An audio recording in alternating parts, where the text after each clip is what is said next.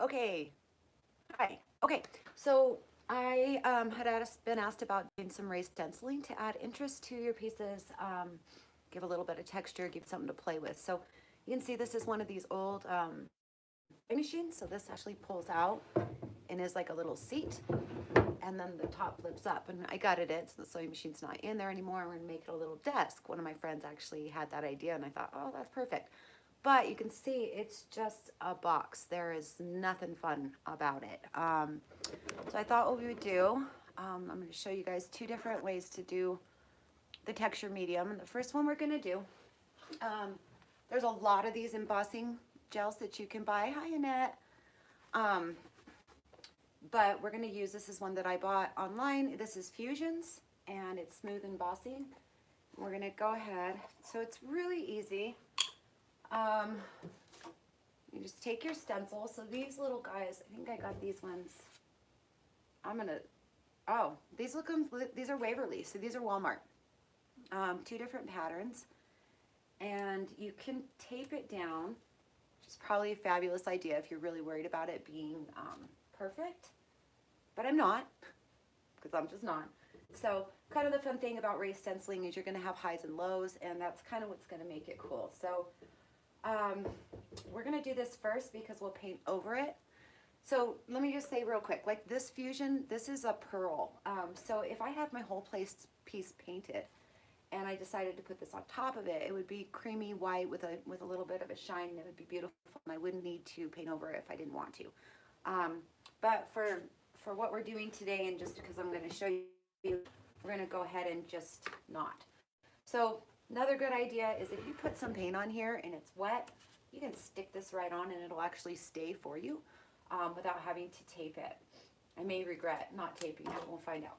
Okay, so I have just a really old putty knife, and I'm going to go ahead and just scoop some up. I haven't done this for a little while, so I'm going to mess up. Don't be surprised, okay? All right, so a little bit like this. And as I apply it, it will start sticking for me, let's hope. So we're just going to kind of go sideways. Get our medium on there. Like I said, you're going to have highs and lows, and that's okay because we're adding texture, and that's kind of the whole point. You can keep on smoothing it if you're worried about it. If you are somebody who needs things perfect, then definitely tape it down first. And, you know, just be prepared to hang out for a little while to make sure that you get it all straight. This stuff takes a little while to harden, so you have plenty of working time. And I probably won't be ready to paint until this afternoon, I would assume. Maybe a little bit shorter than that, but not for a few hours at least. I'm going to get a little bit more. And I'm just really lightly smearing it on there. I don't want to go real hard and move my stencil. So just a light touch is good, keeping your putty knife pretty horizontal. Get a little bit more up at this corner right here. All right. So you can see it pretty much just sticks by itself at this point. So then you want to just grab your corners, and we want to lift straight, something that draws the eye and gives us something to play with. So I'm going to put that aside. Now the next one that I wanted to show you is something, if you don't want to buy them, all these embossing gels can be a little bit expensive. So you can always use this. This is Durham's Wood Putty. And it works well. It's not going to give you that pretty shimmery look, but it will give you the same thing underneath your paint. So I'm just going to get some out. Put it into my cup here, and I always tend to add more water than I need to, so just try to be careful. So this is water, this is the putty, You don't need as much water as you think you do by any means. I always end up having to adjust my ratio because I overdid it. Hey, I didn't overdo it this time. I think we're good. But hopefully I made enough. That might be the catch. Okay, so let me show you. So I got this mixed up and this is what it looks like. Hopefully you can see that better than what I can see it.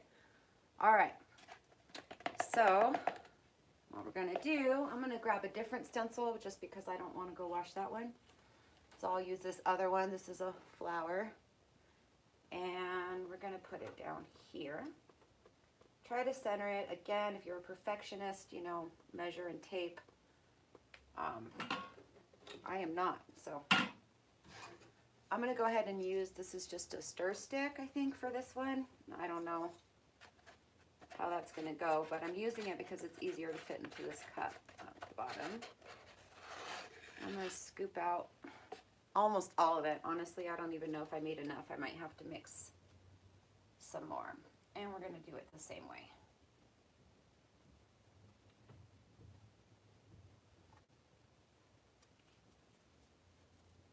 Try not to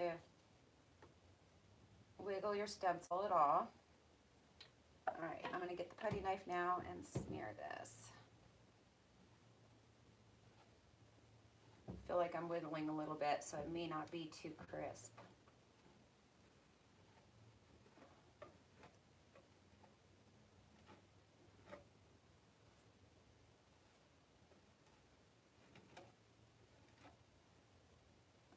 Let's see if I can get some more out of here.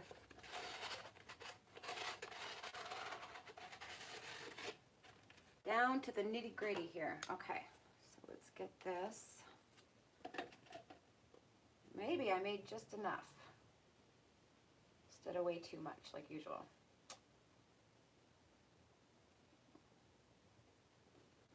So being that this is wood putty and this is wood, this is going to adhere and stay on there for me. Now, it will dry with a very rough edge, so going back and sanding it lightly is a good idea if you want a smoother finish.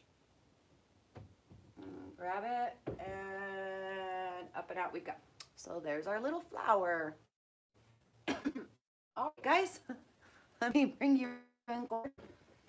Nice and we'll done. Probably we'll do some painting, obviously metallics on this to give it a little.